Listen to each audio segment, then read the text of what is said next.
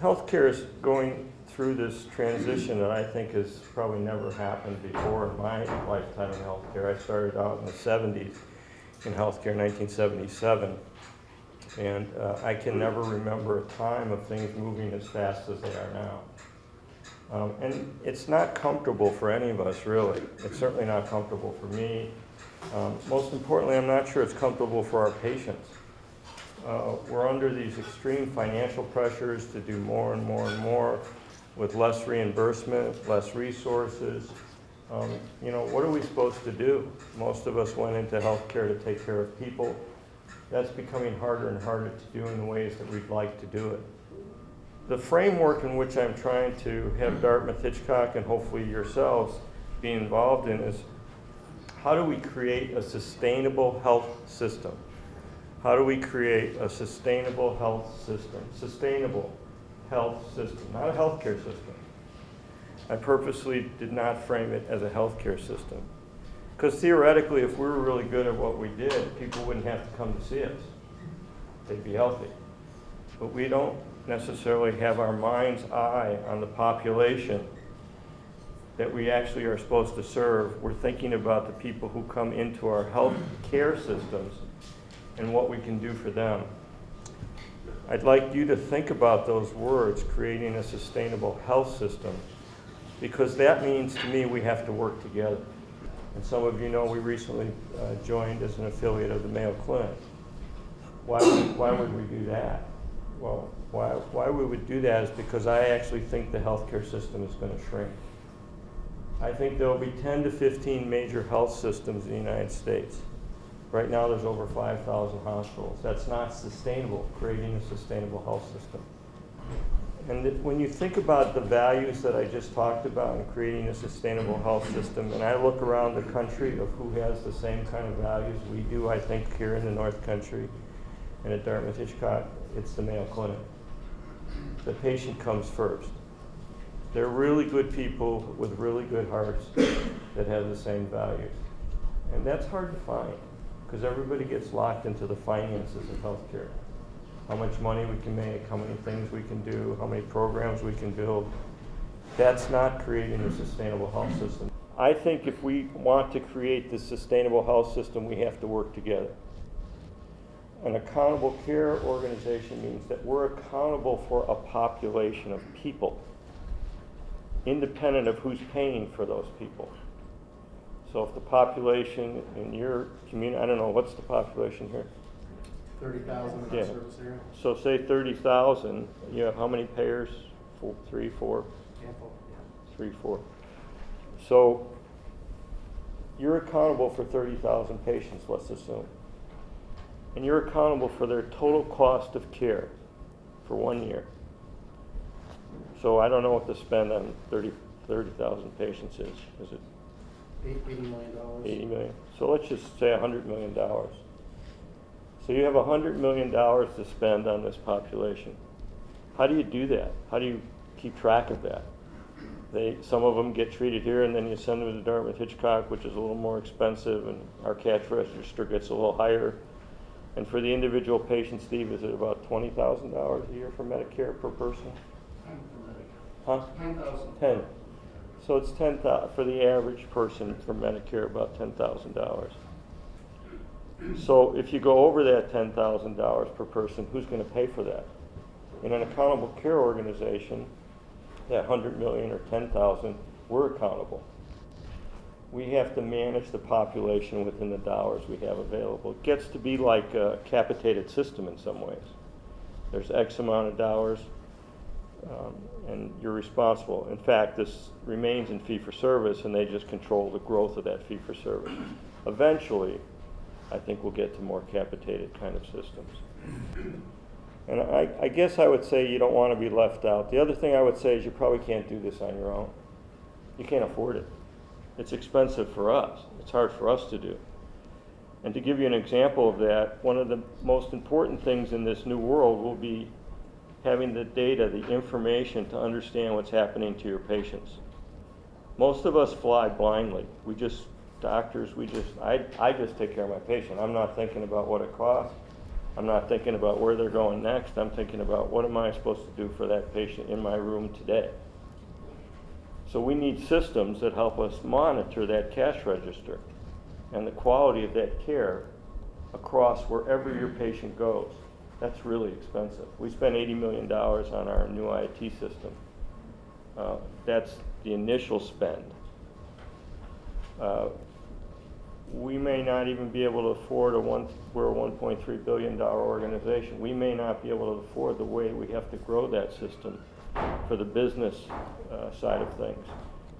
The physicians that I'm privileged to lead in our organization are anxious about everything I'm talking about. It's not like they're saying, Jim, let's do it, let's go.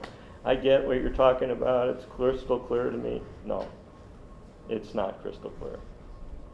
It's this vision that I and others now have in this country that we have to figure out how to work together because we can't afford a $3 to $4 trillion healthcare economy. We just can't afford it as a nation. The small businesses that work in this area can't afford to pay the premiums on the insurance to keep their employees insured. As you start the exchange in Vermont, where people, some of the companies, we were just meeting with the Blues today from Vermont, will opt out of covering their employees in insurance and say, go to the exchange. I don't want to take this cost. My business has very little margins. Cutting on my insurance payments, premiums, would allow me as a business to grow. That's going to happen. So it doesn't keep us from practicing the way we want to practice, but I think it does provide the opportunity to start working together in a way that we share the risk of our actions together. So I don't think rationing per se, but here's what I actually think happens. I think when you get to total cost of care and you start to be accountable for things, you practice differently. It's a little bit like Kaiser. Kaiser's a $47 billion a year budget. And they have a very, specific population. And they manage to that budget. So they probably, in some people's minds, ration. And some patients think they're being kept from getting certain treatment. So, is that any different? It's accepted in a health plan. We now have to get permission, right, sometimes to offer a treatment from the plan. No, that's experimental, we're not going to pay for it. So there's rationing going on. But I'm trying to think that I believe this is a more rational way to think about it, working together. I want to underline something that I think everybody needs to understand. I'm not standing here, and Steve or Deanna, we're not the world's experts and we've got this all figured out. Let me just underline that. We don't. We have a great deal of knowledge in this space compared to everybody else. But that's not necessarily reassuring, because I'm not sure where it's going to end up. And you're all asking questions that I don't have the crystal ball for. But as I've said several times, I really believe working together is the only option for us to have a voice.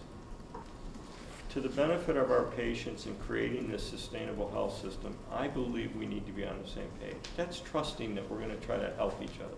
We have to be transparent in whatever we're doing, or it doesn't work. As long as I'm involved, you'll know from me what it is, good or bad. That's the only way I know how to be. I think this healthcare system is broken, it's not sustainable, and I don't know that the ACA legislation comes close to fixing it. It doesn't deal with utilization across this country. That's really bad outside of New Hampshire and Vermont, for sure. We came up with a number of strategies. Came up with about 7 key strategies. Number 1 strategy, and the one that affects all the other ones, was to create a partnership model with an academic medical center. Because we looked at it, we looked at our operations, and there's a page in that sheets that talks about our financial picture. And we did a lot of analytics. We brought in the big eights, we looked at things, we did projections, and the projections, unfortunately, are beginning to bear out. there is a declining financial strength to the organization.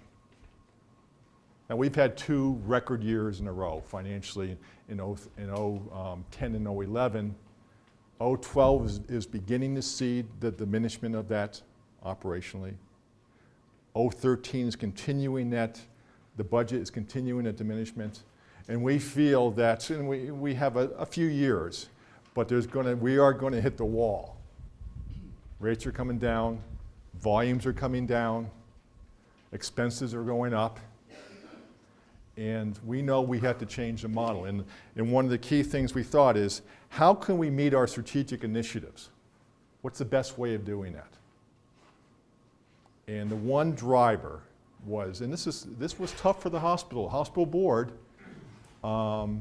especially, is that we've always been viewed as a regularly independent place. You know, we're in Bennington County.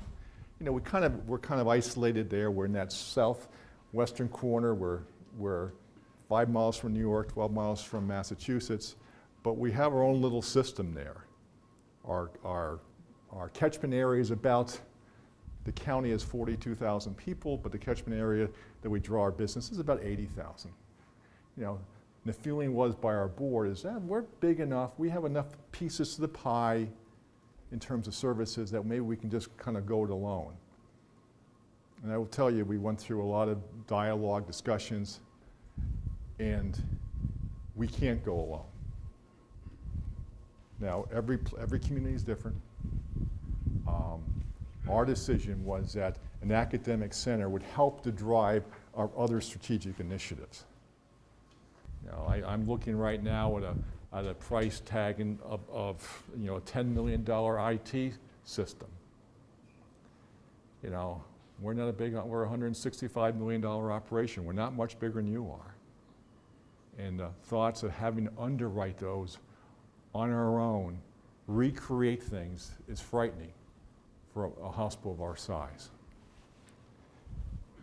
So the thought was, how can we partner, give the physicians much more a say in operations, hold them more accountable, set targets that make sense for us. Because as you look at our hospital operation, it's probably not dissimilar than maybe your hospital here. When you look at when you do the cost accounting, you look at the P&L of the hospital and the physician practices. On paper, we lose a lot of money with physician practices, a lot of money. And of course, it shows a hospital making a pretty good penny. Well, we know that's not the true picture. We've had to convince our board, and the first thing when I came to the hospital, they were asking, we got to, change these physician practices, or they're going to bring us under. Well, the reality is that, we are one. And if we don't act as one, we're both going to be out of existence. So we're trying to create the mindset at the board level, at the hospital level, and the physician levels that we are wedded at the hip. We need to behave as one. We need to have similar incentives. And we need help.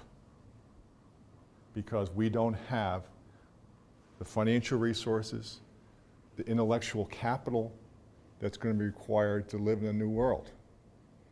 And as the pressure starts building, and I came out of New York, and you talk about Vermont being a breath of fresh air. New York is a classic case where you're cannibalizing the system.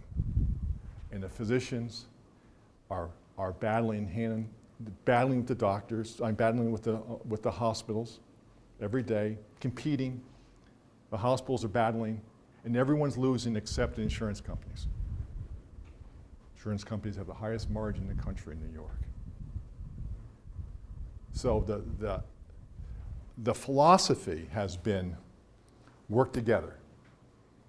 Don't be afraid, don't go alone, because we don't have everything it takes to go alone. We can do it for a period of time, but long term we don't have that wherewithal. The journey's just begun. But I will tell you the dynamics have changed dramatically when now we've created a board of governors of our physicians. Eight key physicians who sit down with management, and together now we make decisions together. And our commitment is not to go our own path. So major decisions on services, major decisions on capital, major strategic initiatives have to go through the Board of Governors. Not that the board gave up their responsibility, because they still have the ultimate fiduciary responsibility. But the Board of Governors ends up becoming the recommending body to the board in terms of where we should be going in terms of initiatives. So we take a look at what's happening on the national scale and right here in Vermont as far as healthcare reform efforts. And we distill all that down, and we believe that there's pressure on the healthcare delivery system to increase the value that we bring to the communities that we serve. To do that by improving quality and safety, improving access, and reducing cost. The vernacular of the day is bending the cost curve. And I have to go to an aside here right now, because here in Vermont, doesn't matter if you're in Newport or if you're in Berlin or if you're in Burlington, this is, I believe, a lot tougher than it is in a lot of other places in the country. It's because we already provide incredibly high quality care. I could give you the next 3 hours of statistics from national benchmarks and national studies that show that Vermonters are really healthy and that the delivery system throughout Vermont's performing really, really well. And I also can show you statistics that we're incredibly efficient. So when we look at how are we going to improve quality, improve access, and reduce cost, we know we're doing that with a background that we're already incredibly high quality and incredibly efficient relative to others in the country. So we have to really work hard to accomplish that. It's pretty clear to us that to be able to do what's in the first bullet and to be flexible, you really need to gain scale. As health care delivery system, we need to be bigger even than what Fletcher Allen itself is to be able to move forward. And we believe that it's gone well past reading the tea leaves that the world is moving towards accountable care, and the Center for Medicaid and Medicare Services is leading the charge, Medicare is leading the charge, to hold delivery systems accountable both for the quality of services but also the cost of services for populations that we're serving. And that means live within a budget and deliver on the quality promise, or you're not going to get reimbursed as much as if you do deliver on the quality. So we're really looking at shaping our future to change the way dollars flow into our system much more in a global budget method as opposed to a fee-for-service method. So what do I mean by that? Integrated delivery system, actually, this is a nice definition of that from the Governance Institute, a network of healthcare providers and organizations that provide or arrange to provide a coordinated continuum of services and is willing to be financially and clinically accountable for a population. And so it's really, I think the key words in there are coordinated continuum of services to a defined population. And so that's really driving most of our strategy, and certainly is the center of what we believe is the way to prosper in the coming years. As a cornerstone to that, I certainly, with MD after my name, believe that the key to this really is clinical integration. There are many around the country that purport to have integrated delivery systems, and what they've done is they've brought large hospitals and employed physician practices together, and they've done the business side. they've gleaned their economies of scale, they've consolidated the backroom functions and that kind of stuff. There's very few systems that actually have gotten the clinical integration piece accomplished. Maybe Geisinger, certainly Kaiser leads that, but there are very few integrated delivery systems that I've looked at and studied that really have gotten the clinical integration done. And I think this really is, particularly in Vermont, where we're already incredibly high quality and relatively low cost, that I think that this really, even though it's tough to do, is where the beef is. How do we align and coordinate and integrate services with the rest of the state if we're not going to be in Fletcher Allen Partners together?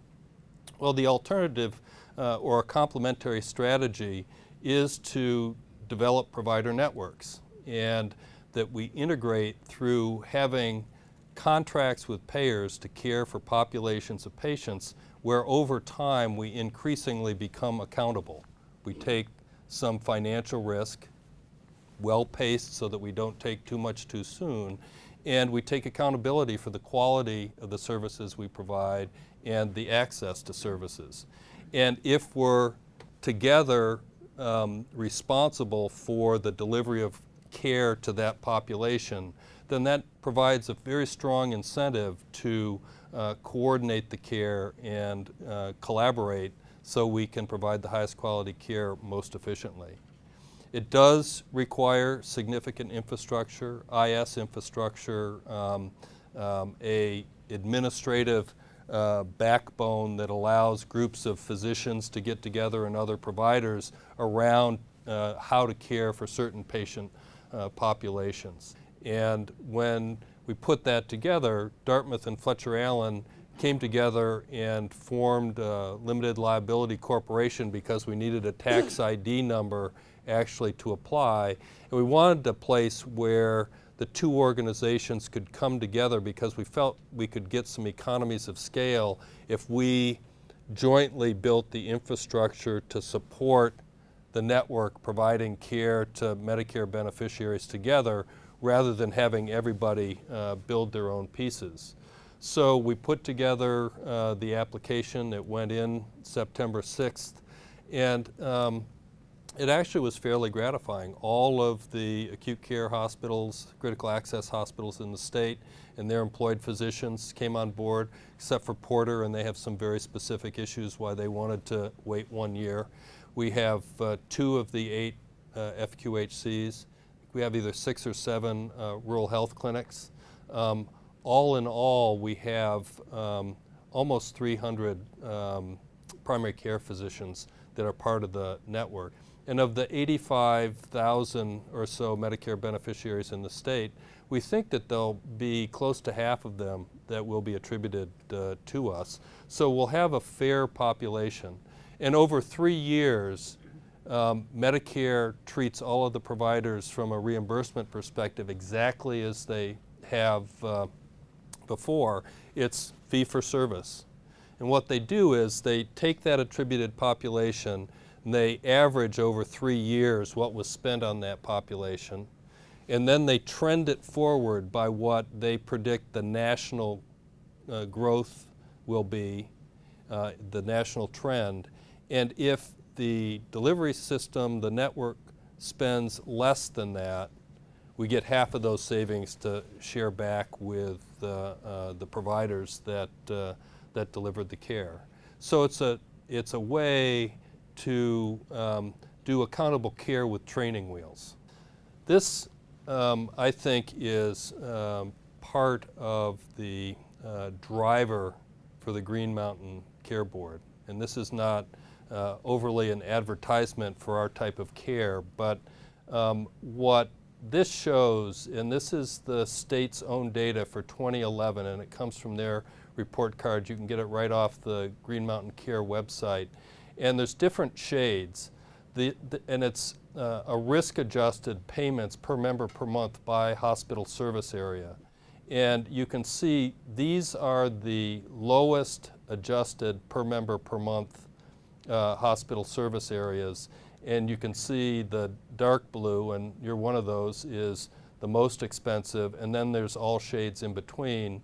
And there is the potential, if all of these were much more similar in PMPM, to save significant dollars, particularly if we just all came to a median or if we all came to the lowest PMPM. And the state knows this. So you can expect policy, and you can expect out of the Green Mountain Care Board, I believe, regulation that attempts to make this all one color. This is the goal. The goal is not to punish any of individual providers. The goal is not to build some mammoth system. The goal is to, if we're going to integrate our care and standardize care processes, we really have to be improving the value collectively that the delivery system brings to the patients that and communities that we're taking care of. And that really is our motivation. Do this really, really well, and the costs and the cost structure of our organization is going to take care of itself. When I, over the past few weeks, I've done a lot of talking to the docs at Fletcher Allen, and they get, confused about this, and how are we going to do this and that, and I just, in one respect, it's really, really simple. Go out and provide the highest quality care you possibly can provide, and do it really efficiently. And then there's a whole bunch of us whose job it is to support that kind of care, and if it means we're going to have less admissions or fewer of this or fewer of that, it's our job to change the cost structure to match that efficient, high quality level of care. And I just got back from a meeting with all the academic medical center folks, and a lot of our colleagues have it but backwards. They've got this cost structure that they're trying to preserve, and they're trying to drive the care model to preserve it. I think that one of the most difficult conversations in all of this, Chris, is around site of service. And where services are provided have been traditionally in our environment driven by location, location, location. Folks want virtually everything that can be done safely, even remotely safely, done as close to home as possible. That's incredibly expensive. And so there is a discussion that's going to be driven by this on what services really should be provided where. If you have an OB service at your hospital, you certainly are going to need to be able to do hysterectomies in this example. You're going to need to be able to do straightforward laparoscopic stuff, things that you're capable of doing. But there's going to be a discussion around certain things that maybe shouldn't be done everywhere because of expense. I think if I were to be in your shoes, I would be looking at what form of collaboration and coordination with other parts of the delivery system make the most sense for us and our community. And because I think to be totally solo, to be an island in this coming environment is not sustainable. It's just not sustainable. It doesn't mean that you have to hand the keys over to somebody or just totally give up all sense of control or autonomy, but standing alone as a sole community provider, I think is going to be very, very difficult, if not impossible.